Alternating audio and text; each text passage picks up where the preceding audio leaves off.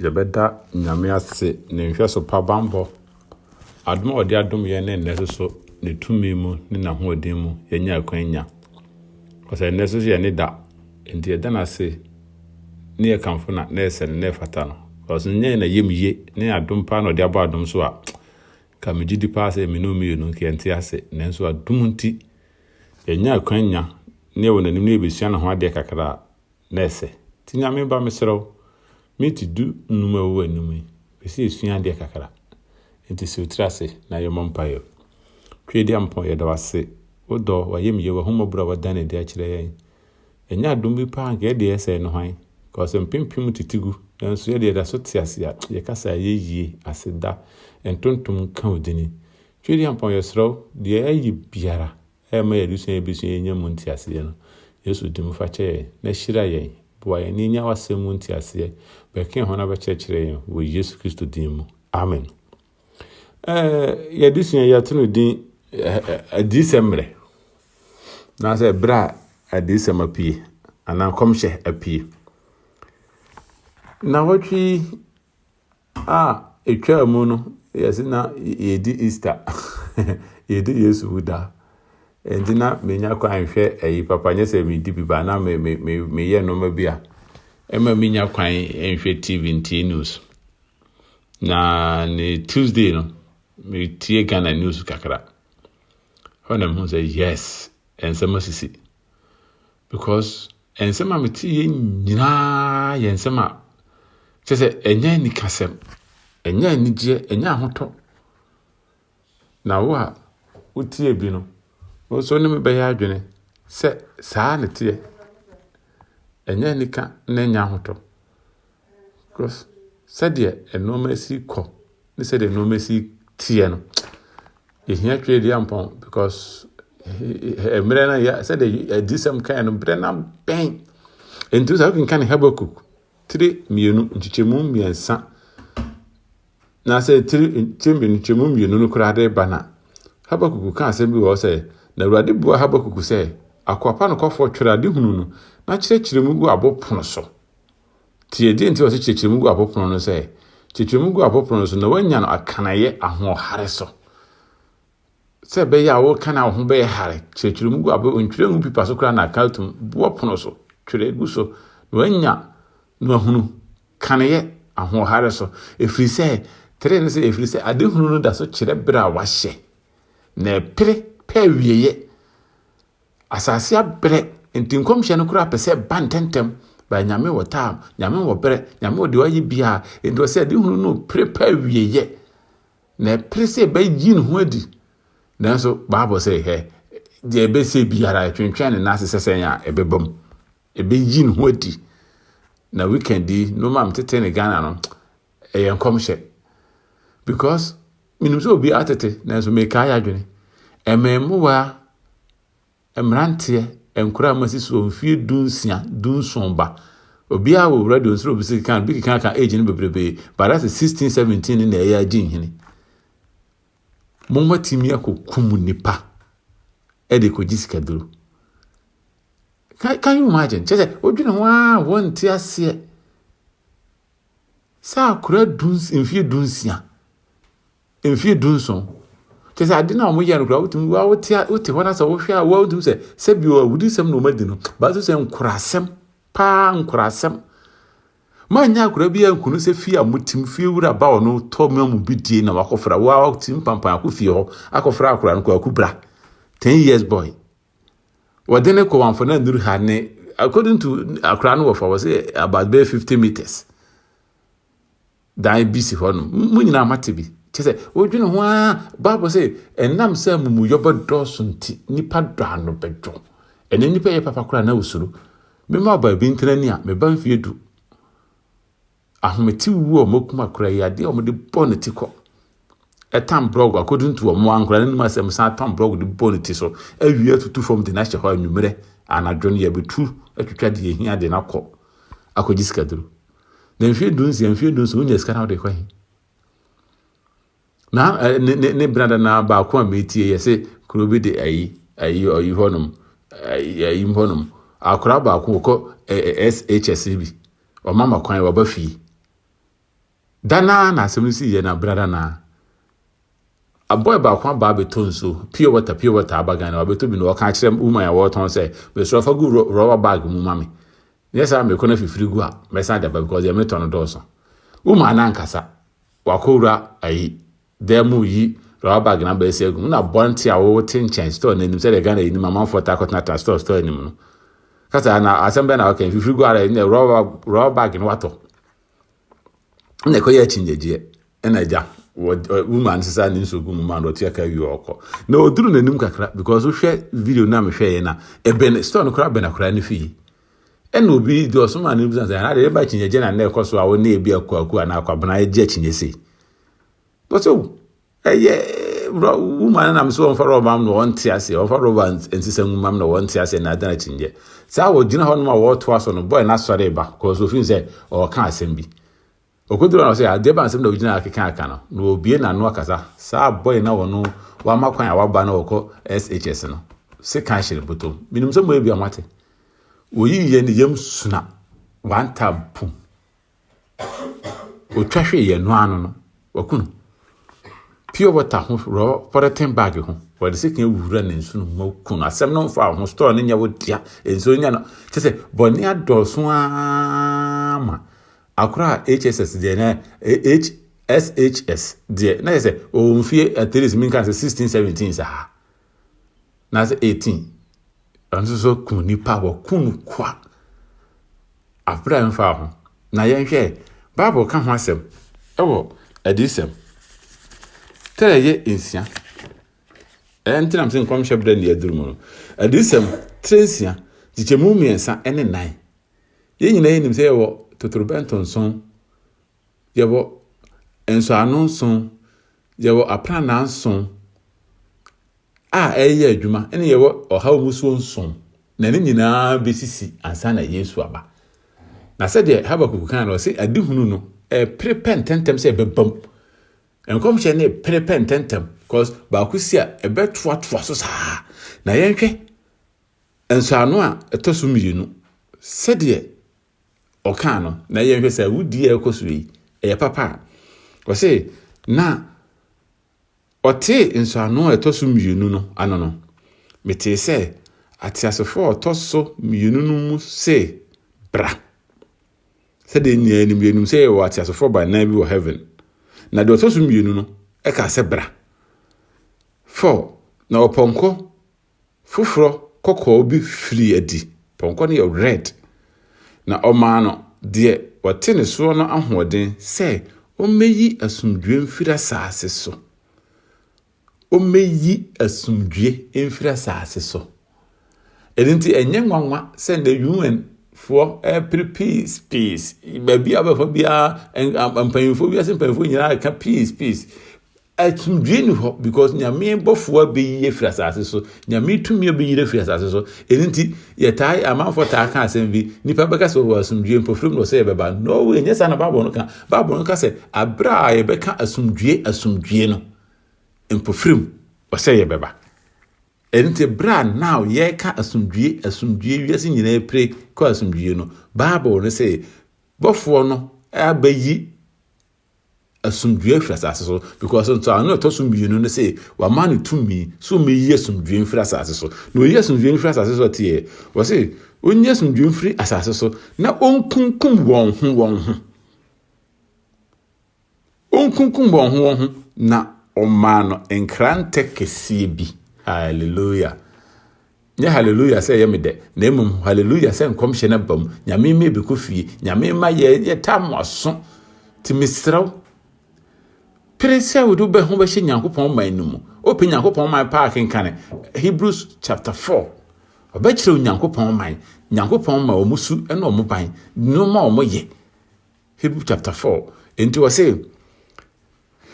wo meyi asumdwe mfiri asase so na yenkunkum yen ho no sa de se kan bi ma no hwe nkran ketenketwa ene de ayekoso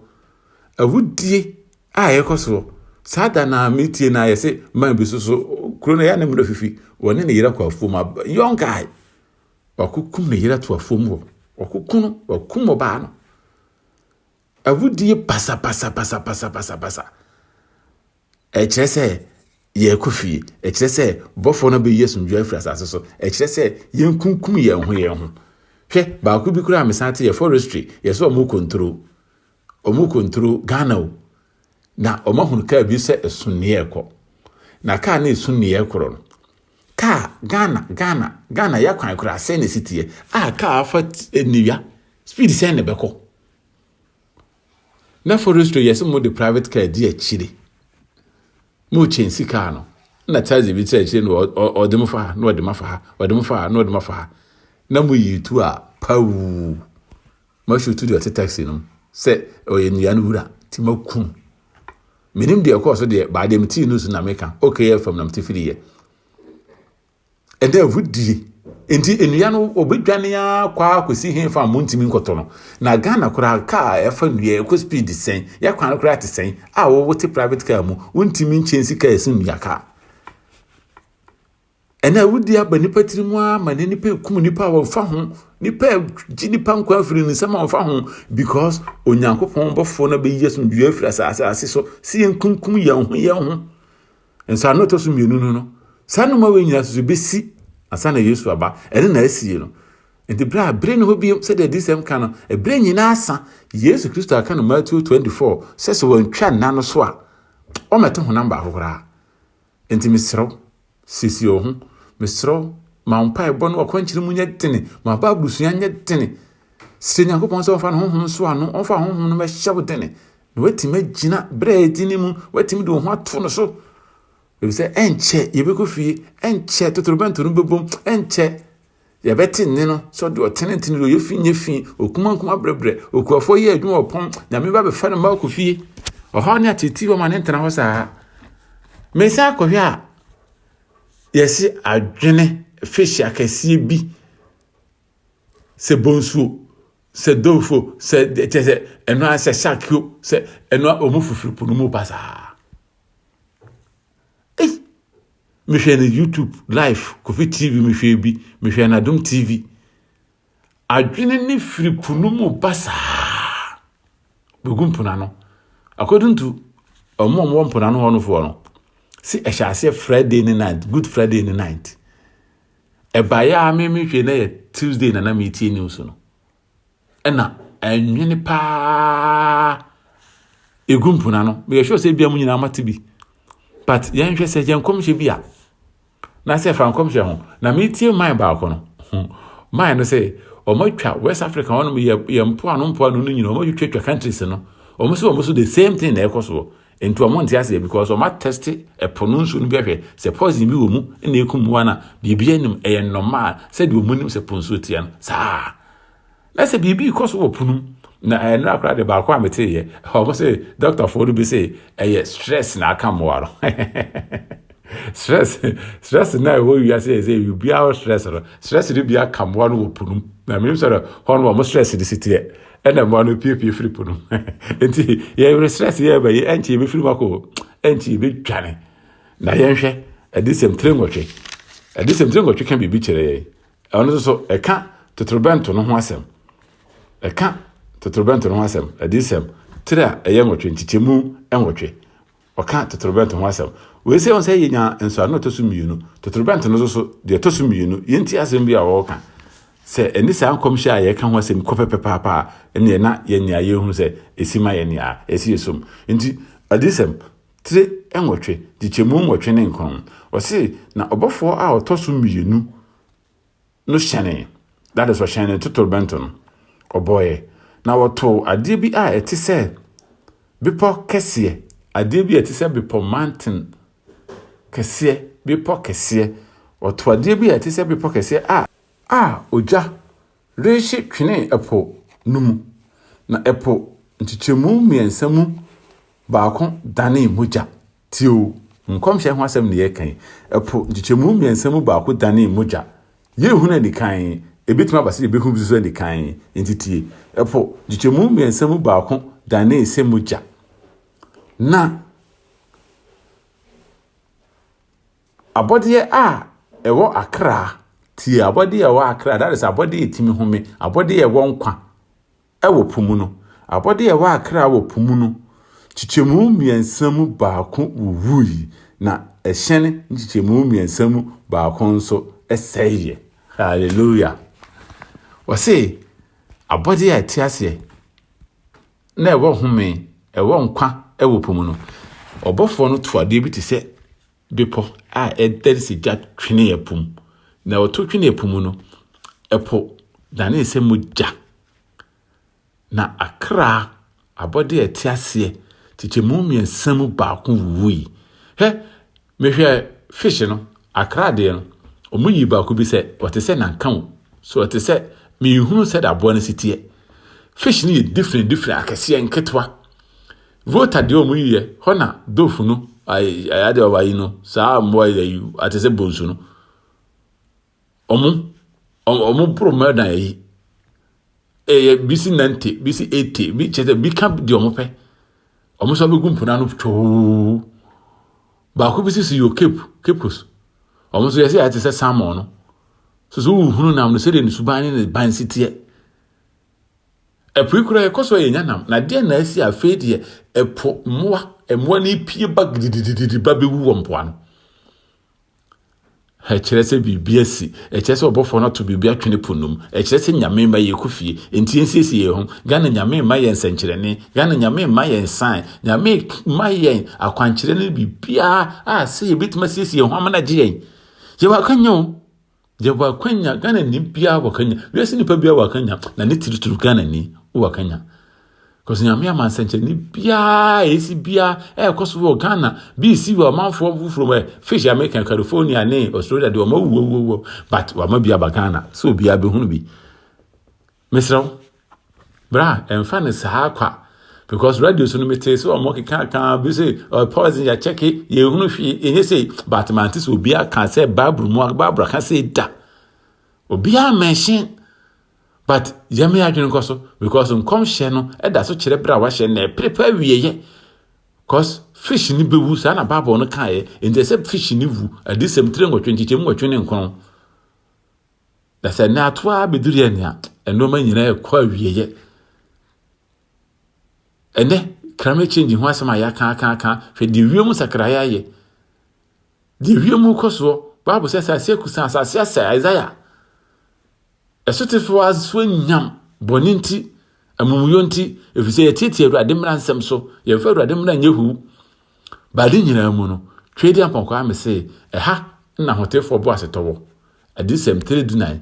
chichemu dumienu ɛha na hotefo bo asetɔwɔ wana ogi Yesu Kristo die na wodi Onyankopɔn mmra nsɛm so wana wodi Onyankopɔn mmra nsɛm so na wogi Yesu die no saa ha na hotefo bo asetɔwɔ. Cause ahotini bia nim sɛ nti obekofie obia woni da Yesu so sɛ Yesu ma mefa wonko wayɛ ready ne die menim sɛ onim sɛ nkyɛ yɛ kofie enti misro menua Yesu sin nyina kyerɛ sɛ yɛ benefit o Yesu sin nyina kyerɛ sɛ yɛ kofie o Yesu sin nyina kyerɛ sɛ yɛ nkyɛ totorobento no bebom na obetie maka sɛ de ɔtenetene de yɛ fi nye fi na mpɛsɛ mihyiaw mpɛsɛ omihu mpɛsɛ ɔso wani hume na ohyia me enti me bompa yɛ ma wo so bompa yɛ ma me mesrɛ ma wo so srɛ ma me sɛ twedi ampo won kan yɛ ho ne nyina yɛ ntimi hyia wo nanim onyam no bi mesrɛ twedi ampo sɛ won nomo na onhyira wo onya wo kɛse na no ma yɛ sisi o ma yɛ ntimi fa yɛ ho nto no so ne yɛ ntina samase na dawroma so piese bi no temufu a abra bi dwane firi nenem no yɛ de ahyia no yɛ kase agye nkɔpa yɛ atwa wa bre yɛ da wase so abegye yɛ nkwa wɔde ne nkwa to hɔ ama yɛ ne bibiere ni hɔ enti Paul sɛ Nyankopɔn ankame ne dɔba Yesu Kristo no wɔde ne ba yɛ agyede de no ma yɛn a Romans a wɔse ɛne na de na Yesu ntimi fa nka ho nom yɛ de na Nyankopɔn ntimi fa nka ho ma yɛ so wɔde ne kwa beto hɔ awu ama me wɔde a bibiara yɛde ne sɛ yɛnsrɛ yɛde ne sɛ yɛmusa yɛde ne sɛ yɛmmom yɛnhwehwɛ na wɔde bɛma yɛ Onyankopɔn nomo na wɔnka ho onhyira wo na wiye bremu wontimi ma wontena asemase ofa ni drobi ma na fa wofuru wani so na wohuna de yie na wohunu se de enkomhye ne sikoso na watimi adwana agye won kra nkwa na anye te se lot nda ya anye te se no wanda e wo Yesu Kristo din mu amen twedi ampon yede wase de odam yeni hyira so na boa ye ne ento asemase be hyira ye na de bia se ode man ne tim de somo no fa dom ye ne ensantimi nka e wo Yesu din mu amen munua bebi oni Onyankopɔn hyira ye nyina amen.